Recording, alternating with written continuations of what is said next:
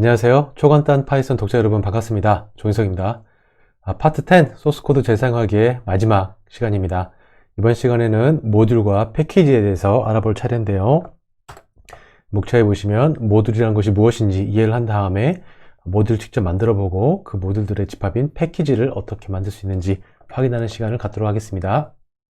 자, 레슨 7 모듈 이해하기입니다.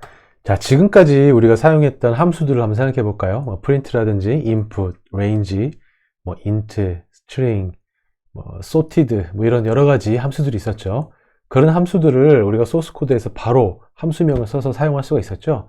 그런 함수들은 보통 기본 함수라고 해서 기본적으로 파이썬 환경에 탑재되어 있는 그런 함수들입니다. 그래서 모듈을 따로 호출할 필요가 없습니다. 그런데 파이썬에는 제공하고 있는 모듈이 굉장히 많습니다. 근데 그런 모든 모듈들을 사용하지도 않을 건데 파이썬 실행 환경에 탑재를 해버리면은 파이썬 실행 환경이 너무 무거워지고 비효율적으로 시스템 리소스를 사용할 수가 있겠죠. 그래서 필요할 때마다 그 모듈들을 탑재해서 사용하는 경우가 있습니다. 파이썬에 스탠다드 라이브러리 들어있지만 탑재를 해야 되는 라이브러리들이 있어요. 자, 예를 들어서 지금 여기 math라는 모듈 가지고 왔는데 소스코드 한번 실제로 타이핑을 하면서 이해를 해보도록 하겠습니다. 자, 여러분 파이 알죠? 원주율. 보통 math라는 모듈에 파이를 치면은 원주율이 반환이 되어야 되지만 에러가 뜨는 걸 볼 수가 있습니다. 여기 보면 name 에러가 해서 math가 정의되어 있지 않아 라고 얘기를 하죠. 이거 왜냐하면 탑재를 안 시켰기 때문입니다. 자, 탑재하는 방법은 아주 간단합니다. import문을 사용하시면 됩니다. import의 모듈명을 넣고 엔터를 치죠. 그 다음에 다시 math.py를 해보면 값이 출력되는 것을 확인할 수가 있습니다. 자, 파이 말고도 이런 2의 5승 구하기 같은 함수도 있어요. 매스에 굉장히 많은 내장 메소드들이 있는데요. 점 한번 쳐볼까요? 점 치고 잠깐 기다려 보시면 매스에서 실행할 수 있는 굉장히 많은 메소드들이 보이고 있습니다. 그죠? 이 중에서 조금 전에 해보고 싶었던 게 이제 포우였어요. 해볼까요? 자, 포에 2의 5승이다. 이렇게 넣어주면 어떻게 돼요? 자, 2의 5승인 32가 반환되는 것을 확인할 수가 있습니다. 이렇게 모듈은 임포트문을 통해서 탑재할 수 있고 탑재된 모듈에 함수들이나 변수 같은 것들을 마음껏 호출해 사용할 수 있다라는 거 이해하시면 좋겠습니다. 자, 그럼 모듈도 직접 만들 수 있겠죠. 어떻게 만드는지 한번 해볼까요? 자, 오랜만에 새 파일로 만들어서 소스 코드를 저장하는 방법이 여기 나왔어요. 앞절에서 사용했던 소스 코드를 재활용할 건데요. 자, 새 파일 어떻게 만드는지 기억나시죠? 여기 파일 메뉴에서 new 파일 하면 된다고 했고 컨트롤 N 눌러도 된다고 했습니다. 자, 창이 떴죠? 자, 텍스트 편집기에다가 지난장에 썼던 소스 코드를 그대로 담아봤어요. 자, 이렇게요. 그 다음에 저장을 할 건데 저장을 어디다 할 거냐면 자, 컨트롤 S 눌러서 저장할게요. 컨트롤 S 누르거나 파일에 세이브 누르면 된다고 했었죠. 세이브 눌러보겠습니다.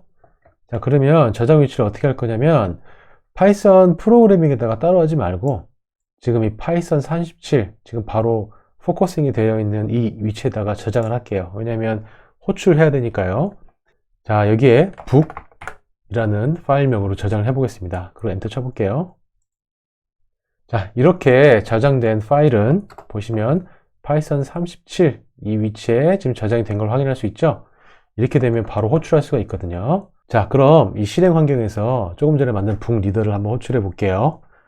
지난 절에서 리더는 book 리더 해서 여기다가 이런 식으로 호출할 수가 있었죠.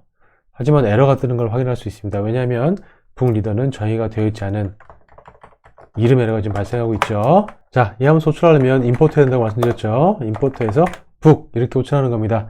자, 조금 전에 저장했던 파일 있죠. 이 파일 book.py 이거 자체가 모듈이 되는 거예요. 자, 임포트 book을 하고 나서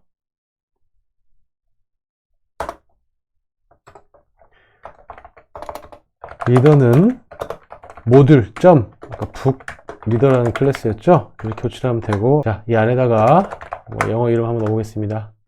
자, 이렇게 하면 호출할 수 있겠죠. 리더 한번 해볼까요? 자, 그러면 이렇게 리드북을 호출할 수 있게끔 나오죠. 합쳐해 보겠습니다.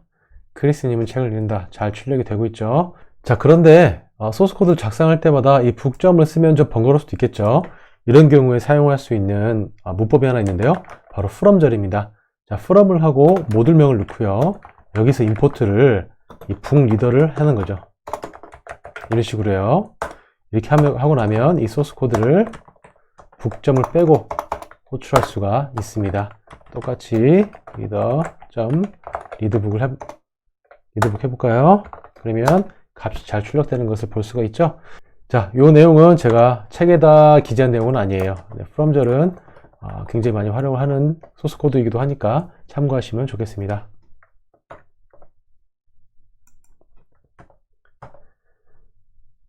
자, 마지막으로 패키지에 대해서 알아볼게요. 패키지는 굉장히 단순한 개념인데 좀 어렵게 느끼는 사람들도 있으시는 것 같아요.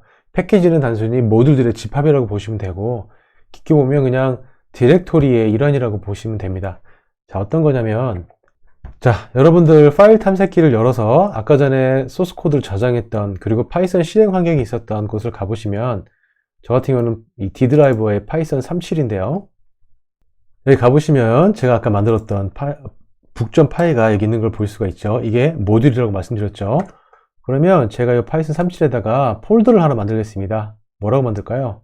자, 저 같은 경우는 제가 자체적으로 만들었다는 모듈인 것을 표기하기 위해서 커스텀이라는 글자를 한번 만들어 보겠습니다. 자, 그러면 이 커스텀 폴더가 생겼죠. 그리고 북점 파일을 가져다가 넣어 볼게요. 자, 그럼 북점 파일가 지금 커스텀 밑으로 좀 들어왔죠. 이런 식으로요. 그죠? 자, 그럼 이걸 소스 코드에서 한번 호출해 보겠습니다. 자, 환경을 깨끗하게 실행하기 위해서 쉘에 리스타트 쉘을 한번 눌러줄게요.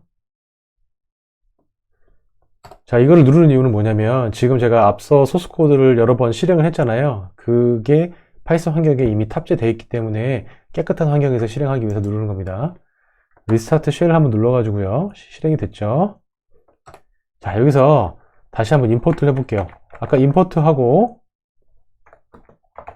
북 이렇게 했었죠? 자, 될까요? 자, 임포트가 되질 않습니다. 에러가 뜨죠? 뭐라고 나오죠? 모듈 not found error, 즉 모듈을 찾을 수 없다 라는 에러 메시지가 뜨면서 북이라는 게 없어라고 얘기를 하는 거죠. 왜냐면 저희가 북을 지금 커스텀이라는 폴더 밑에 집어넣었잖아요. 그죠? 그래서 임포트를 할 때 custom.book 이런 식으로 사용해야 됩니다. 자, 에러가 뜨질 않고 있죠. 아까 썼던 from절까지 한번 써볼까요? custom.book에 임포트를 뭘 했죠? book reader 이런 식으로 하면 custom이라는 패키지 아래에 있는 모듈인 book에서 book reader라는 클래스를 임포트한 개념이 됩니다. 그럼 똑같이 book reader를 쓸 수 있겠죠. 여기다가 이번에는 안나 이렇게 해볼까요? 그러면 리더에 템 누르고요. 리드북 해보면 안나님은 책을 읽는다. 이게 출력되는 것을 확인할 수가 있습니다.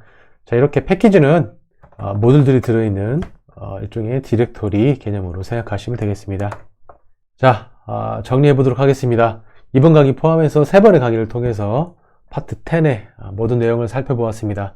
소스 코드를 재생하기 위한 4가지 컴포넌트에 대해서 알아보았죠. 함수, 클래스, 모듈, 마지막으로 패키지까지 알아보았고요. 모두 다 한 번씩 여러분의 컴포넌트들을 만들어 보는 시간을 가졌습니다. 처음에는 좀 어려운 개념이라고 생각했을 수도 있었을 텐데요. 막상 소스 코드를 작성해 보면 그렇게 어렵지 않다는 것을 알 수 있습니다. 그렇죠? 자, 지금까지 배운 내용들이 파이썬에서 반드시 알아야 될 기본적인 문법 사항이라고 생각합니다. 모든 주제들이 파고들면 파고들수록 굉장히 어려워질 수도 있는데, 여러분들이 지금 처음으로 파이썬을 입문 단계로 배운 다음에 데이터 분석 프로젝트를 수행하기 위해서 반드시 알아야 될 문법 내용들은 모두 다뤘다고 볼 수 있습니다. 자, 믿기 어려울 수도 있을 것 같은데 한번 해보시면 아실 겁니다. 자, 그래서 다음 파트에서부터는 데이터 분석 프로젝트를 하기 위해서 준비하는 과정을 할 거고요. 그 다음에는 공공 데이터 기반으로 데이터 분석을 아주 가볍게 한번 해보는 시간을 가질 겁니다. 무척 기대가 되지 않나요? 자, 다음 파트로 넘어가기 전에 생각해 봅시다를 통해서 이번 장에서 배웠던 모든 내용들을 다시 한번 점검하는 시간 여러분들 스스로 가지시길 바라겠습니다.